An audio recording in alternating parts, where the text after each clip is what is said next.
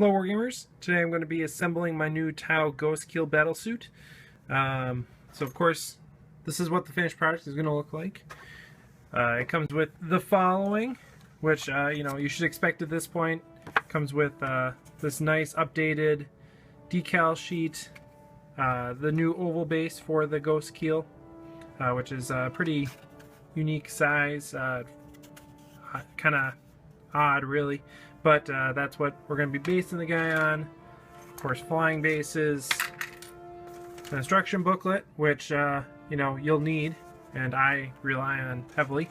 And then let's see, this sprue here seems to have the main torso pieces, and then some leg pieces as well. The second sprue here, let's see, has some feet and legs, and then the secondary weapons. And then this one here has the primary weapons, at least the majority, the bulk of them, and then the drones and some arm pieces as well. So arms, legs, and body are the three main sprues. Let's get to it. Alright, so the first thing that we have to do in the instruction book is to assemble the drones.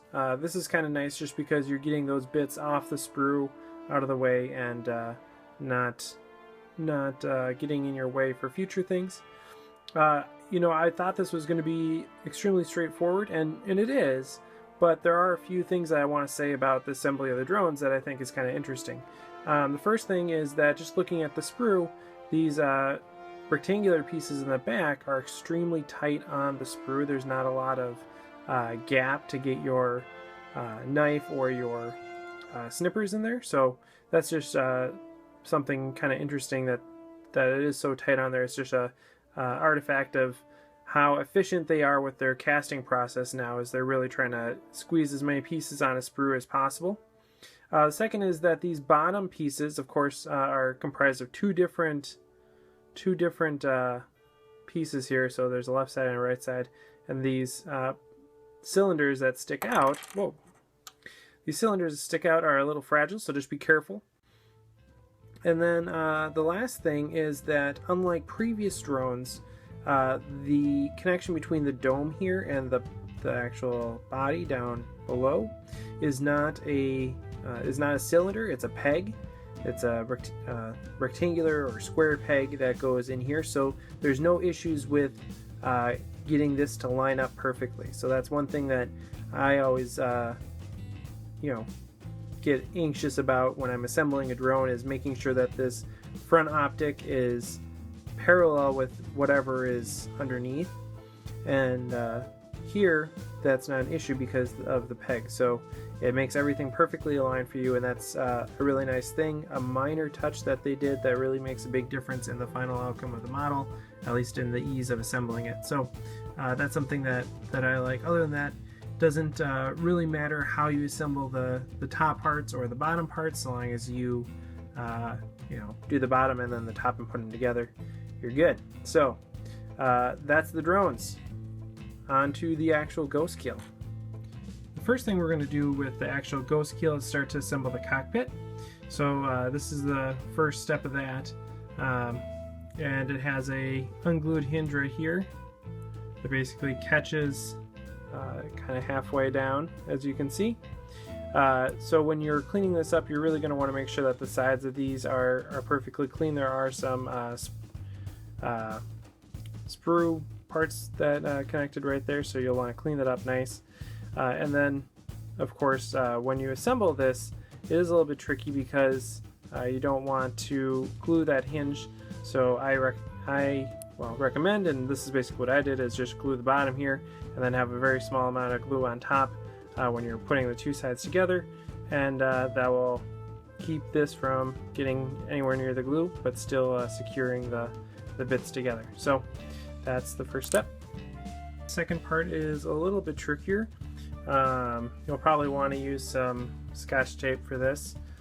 Basically, you take that cockpit piece and then this piece up here along with the actual pilot, which you can see in there, And you have to have all three of those pieces in between these two body pieces for the Ghostkeel.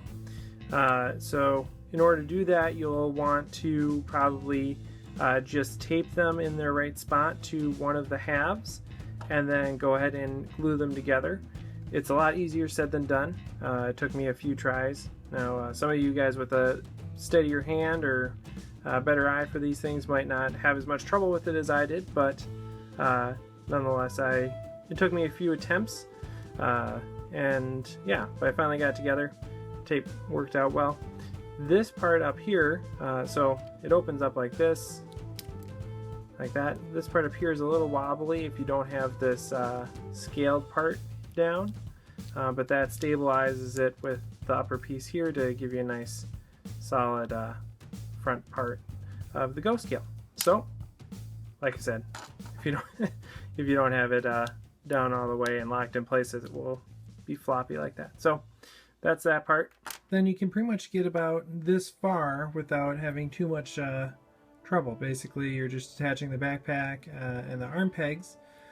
Only notable thing really is that you have to take care to try to keep these two thrusters lined up with each other and square with the rest of the jetpack, if that's what you're going for. But other than that, it's pretty simple. Now, if you're magnetizing, this is where things get a little bit tricky. In the past, these guys, like on the broadside, were a single piece that you could easily attach to the model. Here, it's a piece like this, and well, here, let me show you what the unmagnetized version looks like. It's a piece like this, and you can see that just like the broadside, it has this thing on the side of it where the weapon is supposed to go. So these are for the secondary weapons, but it has this support thing that basically goes into the Ghostkeel down here and then attaches to the weapon brace up here with this peg. And so if you look at,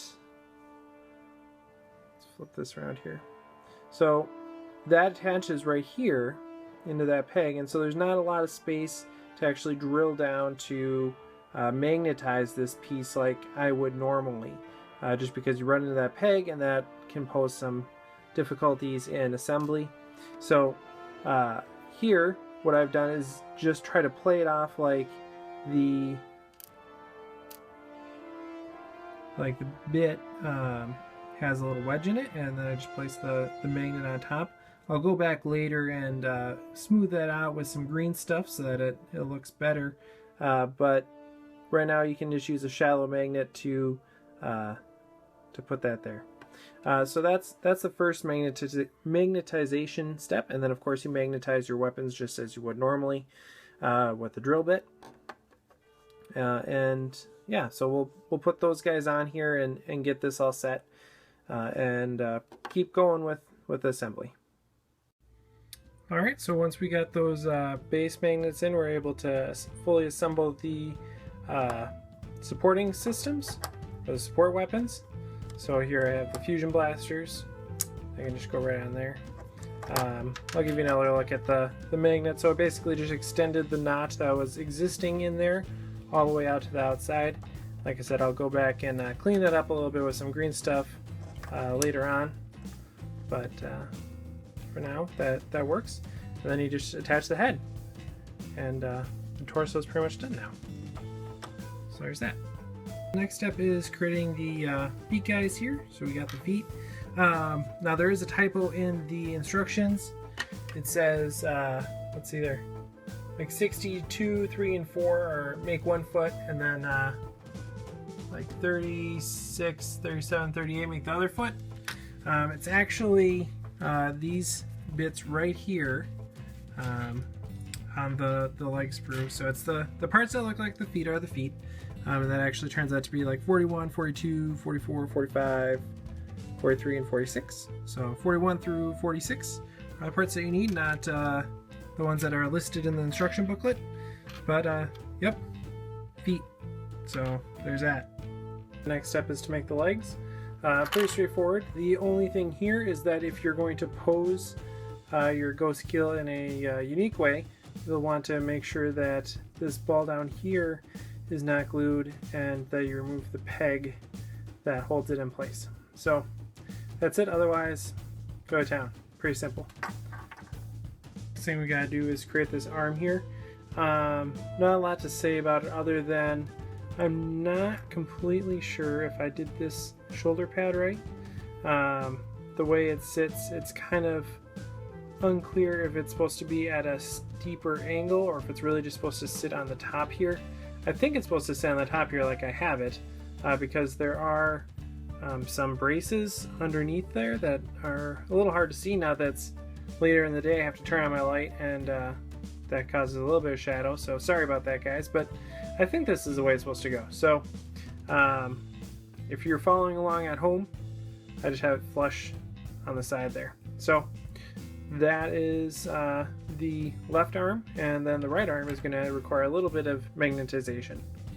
So here I just assembled the forearm first, put the same size magnet in that I use for crisis suits, basically standard size magnet, and then I can use that same size magnet to magnetize these guys, because even though they're large, they don't weigh very much, so it works out pretty well.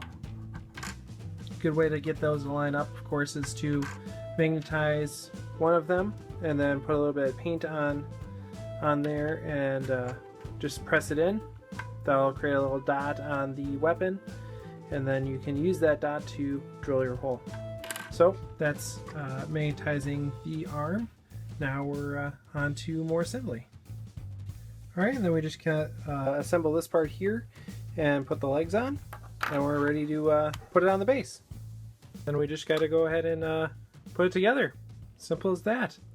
You know, the one thing that I would say in comparison to the Riptide, this one does not have notched feet, so you do have to, you know, do the old, you know, glue and hold for a little while on the feet to get them to line up right. But other than that, pretty simple final assembly.